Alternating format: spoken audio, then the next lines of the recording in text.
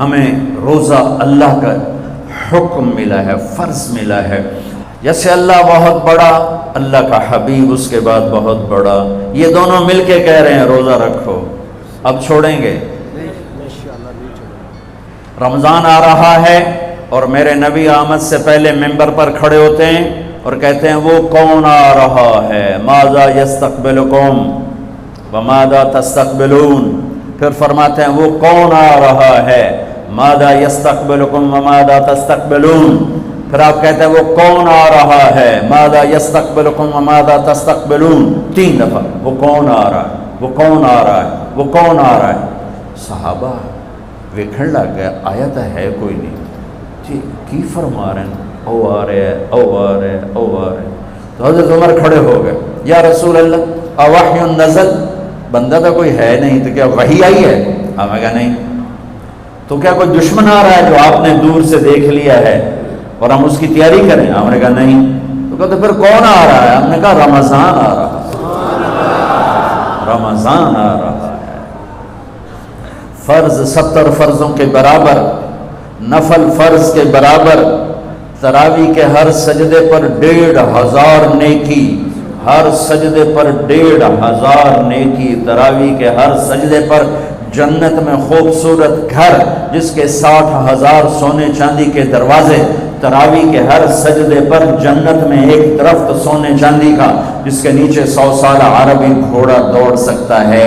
یہ میرے رب کا کرم فضل انعام. شیطان قید کر دو، ہو گئے. جنت کے دروازے کھول دو، کھل گئے. جہنم کے بند کر دو، بند ہو گئے. اے مچھلیوں، اے چونٹیوں، اے پرندوں، اے پروانوں، اے سانپ بچھو، تم بھی روزے داروں کے لیے دعا شروع کر دو. کر دی. سمندر کی مچھلیاں، زمین کی چونٹیاں، روزہ رکھنے والوں کے لیے دعا. اور افطاری کے وقت دسترخوان بچھا ہوا ہے، کھانا سامنے ہے، کھا نہیں رہا، ہاتھ اٹھا کے دعا مانگ رہا ہے. میرا اللہ کہتا ہے انہوں کڑی شہ روکی بیٹی، کھاندہ کیوں نہیں، یہ پیندہ کیوں نہیں؟ دسو نا فرشتے ہو، دسو نا یہ کیوں نہیں کھاندہ، یہ کیوں نہیں پیندہ؟ کہ مولا تیری خاطر. کہ بس ٹھیک ہے پھر میری تسبیح چھوڑ دیو تو میرے روزے داران دی دعا تے آمین شروع کر دو. حتیٰ کہ اللہ عرش کے فرشتوں سے فرماتا ہے کہ میری تسبیح چھوڑ دو. اور اس وقت جو افطار پر دسترخوان سجے ہوئے ہیں اور لوگ کھانے سامنے رکھ کے بیٹھے ہوئے ہیں کہ اللہ کا امر آئے گا. میرے نبی بھی ایسے ہی فرماتے تھے. میرے نبی نے 9 رمضان دیکھے، 9 رمضان میرے نبی نے دیکھے. ان میں 2 30 کے تھے، 2 رمضان 30 کے اور 7 29 کے. اور آپ بھی کھجور سامنے رکھ کے بیٹھے ہوتے تھے اور ایک آدمی اوپر کھڑا ہوتا تھا اور وہ سورج کو ڈوبتا دیکھ رہا ہوتا تھا. جو ہی سورج ڈوبتا وہ کہتا یا رسول اللہ غربت ڈوبا، آپ فوراً کھجور منہ میں رکھتے تھے. آپ سحری بالکل آخر میں کرتے تھے اور افطاری فوراً کرتے تھے تاکہ امت پہ بھوک کا ٹائم تھوڑے سے تھوڑا ہو. یہ رحمت للعالمین ہے. آپ افطاری دیر سے، آخری لقمہ، آخری کھجور منہ میں یا آخری لقمہ، اور بلال اذان دیتے تھے اور ادھر یوں سورج چھپا اور ساتھ ہی لقمہ منہ، ساتھ ہی منہ میں. ہم 2-2.5 منٹ لیٹ کرتے ہیں کہ احتیاط احتیاط. چلو ٹھیک ہے، لیکن میں اپنے نبی کا بتا رہا ہوں کہ فوراً ڈوبتے ہی منہ میں کھجور یا پانی یا دودھ کی لسی، اس سے آپ افطار فرماتے تھے. اور ایک واقعہ ہوا، بادل تھے تو بادل میں اندازے سے افطار ہوتا ہے. سب نے افطار کر لیا، میرے نبی نے بھی افطار کر لیا. اور تھوڑی دیر بعد جب نماز پڑھنے کے لیے اٹھے تو بادل ہٹے تو سورج کھڑا ہوا تھا. تو وہ روزہ سب کا قضا ہوا. پھر رمضان کے بعد سارے مدینے نے، میرے محبوب نے بھی وہ روزہ دوبارہ قضا کیا. تو میرے بھائیوں، اس مہینے میں اللہ نے قرآن کو اتارا، اس میں لیلۃ القدر کو اتارا، اس میں اللہ تعالیٰ نے مسلمانوں کو پہلی دفعہ فتح عطا فرمائی. جنگ بدر کی فتح کا تحفہ رمضان میں، مکے کی فتح کا تحفہ رمضان میں. جیسے اللہ بہت بڑا اور اللہ کا حبیب بہت بڑا، پھر اللہ نے اپنے حبیب کو امت بھی اسی کے حساب سے دی. میں تھوڑا فرق بتاؤں موسیٰ علیہ السلام کی امت اور میرے نبی کی امت کی. موسیٰ علیہ السلام کی قوم آگے موسیٰ پیچھے ہارون، اور چلتے چلتے سمندر پہنچے. آگے آ گیا سمندر، پیچھے آ گیا فرعون. قال اصحاب موسیٰ، موسیٰ علیہ السلام کے ساتھی صحابہ اس میں طنز ہے کہ اتنی صحبت اٹھا کے بھی عقل نہ آئی. قال اصحاب موسیٰ، بنو اسرائیل نہیں کہا، اصحاب موسیٰ کہا، کہ ان کے لیے اس میں لان تان ہے کہ اتنی صحبت کے بعد بھی تمہارا ایمان یقین نہ بنا. کہنے لگے انا لمدرکون، موسیٰ تو نے ہمیں مروا دیا، پکڑوا دیا، اب آگے سمندر ہے، پیچھے فرعون ہے، ان کتنے جاویے. ان کو نہ موسیٰ علیہ السلام کا فکر ہوا اور نہ ہارون علیہ السلام، انہیں اپنی پڑ گئے. تو موسیٰ علیہ السلام نے کہا کلا. کلا کا ترجمہ جو بھی ہے وہ صحیح ہے، ہرگز نہیں، پر میں اس کا ترجمہ نہیں، اس کی مراد یہ بیان کرتا ہوں کہ موسیٰ علیہ السلام نے کہا تسی ہو تو لتراں دے لے، یا تو انہوں فرعون دا لتر پوے، یا تو انہوں سمندر دی موج پوے، لیکن ان معی ربی، میرا رب میرے ساتھ ہے، وہ مجھے راستہ دے گا، میری طفیل تمہیں بھی دے گا. 40 سال کی صحبت کے بعد اور اتنے بڑے بڑے معجزے دیکھنے کے بعد کہنے کہ تو نے مروا دیا. یہ تصویر ہے موسیٰ علیہ السلام کی قوم کی. اب میں تصویر پیش کرتا ہوں اپنے نبی کی امت کی. 27 صفر کی رات ہے، جمعہ کی رات ہے، آج ہجرت کی پہلی رات ہے. میرے نبی اور صدیق دونوں ہجرت کے لیے نکل رہے ہیں. میرے نبی پنجوں کے بل چل رہے ہیں تاکہ پاؤں کا نشان کھوجی پہچان نہ لے. ابو بکر کبھی آپ کے آگے چلتے ہیں، کبھی پیچھے چلتے ہیں. موسیٰ علیہ السلام کی قوم نے کہا تو نے مروا دیا، اب کیا کریں. ابو بکر کبھی آگے کبھی پیچھے، کبھی آگے کبھی پیچھے، اور 3 میل کا فاصلہ ہے. آپ نے کہا ابو بکر کیا کرتے ہو، کبھی آگے کبھی پیچھے، کبھی میرے آگے ہو جاتے ہو، کبھی میرے پیچھے ہو جاتے ہو. کہ یا رسول اللہ اخاف الرصد فامشی امامک اخاف الطلب فامشی خلفک. یا رسول اللہ، واہ واہ واہ واہ، جب مجھے یہ خیال آتا ہے کہ آگے کوئی دشمن چھپا ہوا حملہ نہ کر دے تو میں آگے ہو جاتا ہوں کہ میرے اوپر وار پڑے، آپ پہ نہ پڑے. اور جب مجھے خیال آتا ہے پیچھے سے کوئی حملہ نہ کر دے تو پھر میں پیچھے ہو جاتا ہوں کہ میرے اوپر وار پڑے، آپ پہ نہ پڑے. انا لمدرکون. اور یہ صدیق کا عمل مقابلہ کر کے دیکھو. پھر جب غار ثور پہ چڑھنے کا وقت آیا تو آپ کے 4 میل چلنے سے پنجے سارے زخمی ہو گئے، آپ نہیں اوپر چڑھ سکے. ابو بکر نے آپ کو کمر پہ بٹھایا اور پورا پہاڑ اوپر لے کر گیا، پورا پہاڑ. غار کے دروازے پر جا کر آپ کو باہر کھڑا کر دیا. رسول اندر نہیں آئیں گے. آپ اندر گئے، اندھیرا تھا، ٹٹول کے سارے غار کے سوراخ پتھروں سے بند کیے، سوراخ باقی رہ گئے. پگڑی اتاری اور پھاڑ کے سوراخ بند کیے.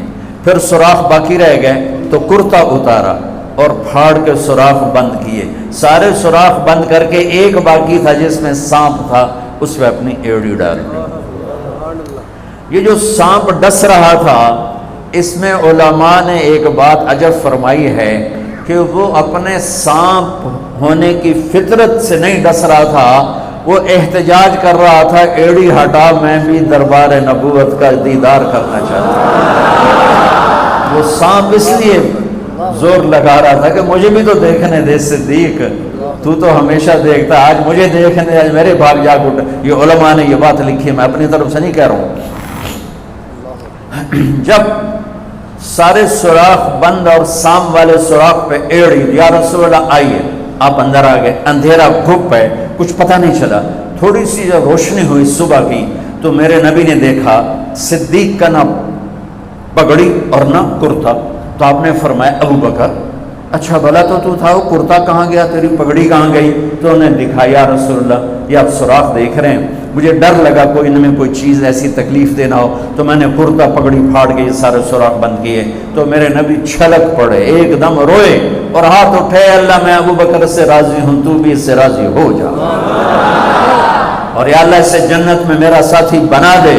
اسی وقت جبریل اترے، یا رسول اللہ ابشر، یا رسول اللہ خوشخبری ہو، اللہ آپ کے ابو بکر سے راضی ہو گئے اور جنت میں آپ کا ساتھی بنا دیا. اللہ نے امت دی. وہ امت کہہ رہی ہے تو نے مروا دیا، اب ہمیں بتا تو ڈوب یا بچا، ہمیں بتا ہم کیا کریں. اور یہ امت کہہ رہی ہے آگے سے وار ہو تو میں برداشت کروں، پیچھے سے وار ہو تو میں برداشت کروں. بنو اسرائیل نے سمندر کو پھٹتے دیکھا، اور 4 قدم چلے ہیں تو مروا علی قوم یعقفون اصنام لہم، کیا دیکھا کہ کچھ لوگ بتوں کی پوجا کر رہے ہیں، بتوں کی پوجا کر رہے ہیں۔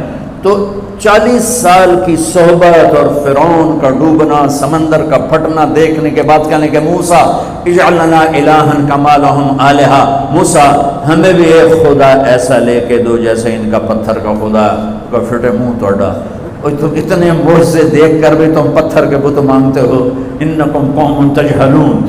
یہ بنی اسرائیل کی مثال قرآن دے رہا ہے۔ میں اپنے نبی کی امت بتاتا ہوں، 2 نبی ہیں، ایک آگے ایک بھی، موسیٰ آگے ہارون پیچھے۔ اب مثال دے رہا ہوں کہ 2 نبیوں کی صحبت میں، اور تھوڑی سی قوم ہے، تھوڑی سی قوم ہے، 6 لاکھ مبالغے کا عدد ہے، تھوڑے تھے، 6 لاکھ نہیں تھے، کم تھے، اور وہ اتنی لمبی صحبت کے بعد کہہ رہے ہیں ایک پتھر کا خدا لے کر دو۔